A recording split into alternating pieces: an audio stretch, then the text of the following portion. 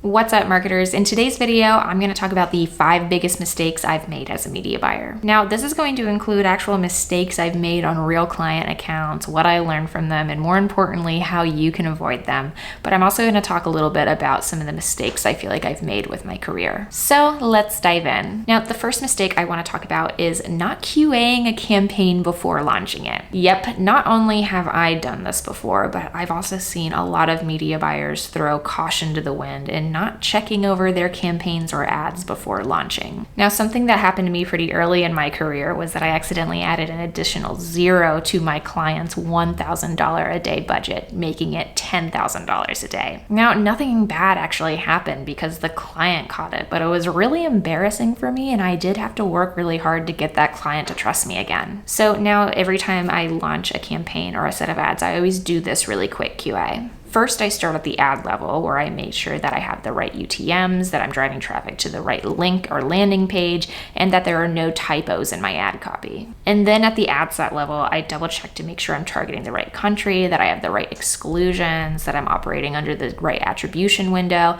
and that I'm optimizing for the right conversion event. And then I always do a high-level glance at the campaign and, of course, the budget. Now, I can't tell you how many mistakes I find almost every single day by taking an extra 5 minutes out of my day to do this quick QA. So I really implore you all to get your own QA system in place before launching those campaigns. The next mistake I want to talk about is not analyzing the breakdown data of my campaigns. Now, what I mean by this is I wasn't routinely looking at Facebook's breakdown data, so I wasn't checking out where Facebook was actually spending my money, and more importantly, where those purchases were coming from across these 3 breakdowns. Placements, so this includes Instagram feed, Facebook feed, stories, right column. And secondly, there's also age, and 3, countries, which is applicable in some cases. Now, this data is not only going to tell you a lot about who your customer is, but it's also going to show you exactly where your money is being spent. And ultimately, it's a good check to make sure that Facebook is actually spending your money in the right place. Nowadays, I look at this breakdown data almost every single day,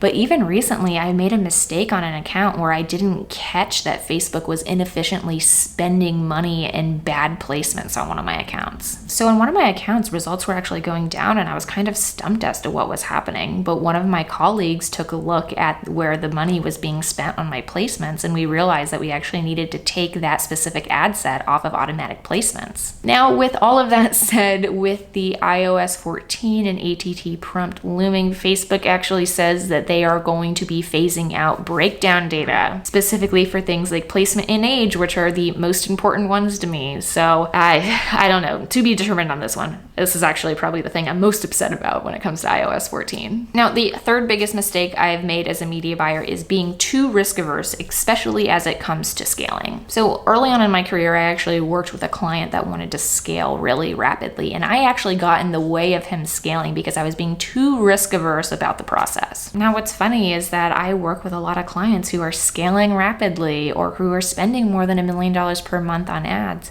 But in order for me to get to where I am now, I had to really heal my own money wounds. Now, I know that many of you watching my channel are business owners who are running their own Facebook ads, and one of the biggest questions I get from you is, how do I scale? And the best way for you to scale is to simply increase your budget. A lot of people think that there is some best practice manicured process to scaling on Facebook ads, and the truth is that there really isn't. There are always going to be good and bad days on paid social. You need to learn how to weather those bad days without reducing your ad spend or turning off all your ads. Especially in our iOS 14 pending world where our ads manager is going to be a lot less reliable, you're going to have to learn how to not be as impulsive if you have a bad day or two on the platform. Now, the 4th biggest mistake I've made as a media buyer is not pricing my services high enough. When I first started off as a media buyer, I first priced myself at $35 an hour, and I even had a few clients that had only a $500 retainer per month. And what's crazy is during this time, something that would always happen is scope creep. So I would always end up doing more than just media buying. I would end up doing email marketing, or I would also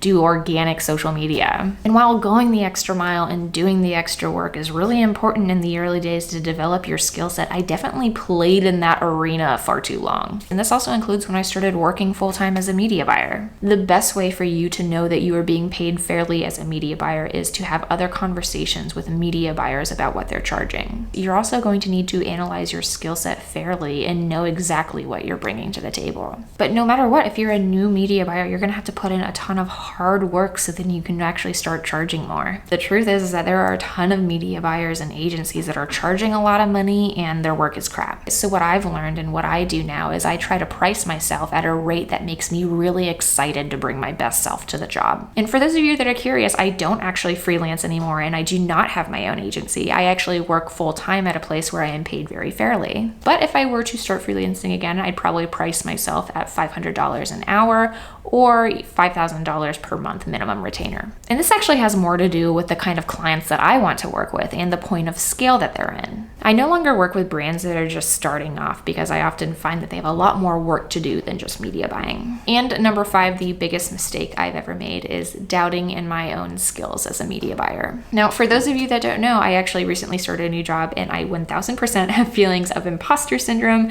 like I'm not good enough and like I don't know enough. But when I take a step back to really look at what's happening here, I realize that I just haven't built up my confidence in this situation yet. And I've seen the same thing for other young marketers or media buyers that are just selling themselves way too short. The truth is that there is no single media buyer that knows everything, has all the answers, and is equipped to grow any kind of business. And the best thing that you can do as a media buyer is to just bring your own perspective. And I'm definitely included in that, which is why I'm very honest with my subscribers about not having all the answers to things like service-based businesses, lead generation, or even brands that have a smaller budget on Facebook ads. Those are areas that I do not work in every day, and I'm not ashamed to admit that I don't always have the answers for you.